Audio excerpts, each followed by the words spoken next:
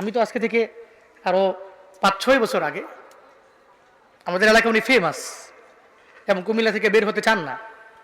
উনি আমাদের জেলা উপজেলায় সব জায়গায় ওই জায়গায় বয়ান করে।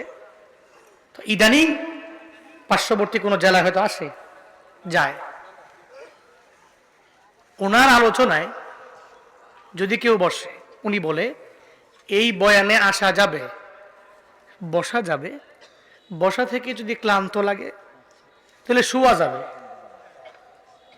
লেকিন উঠা যাবে না।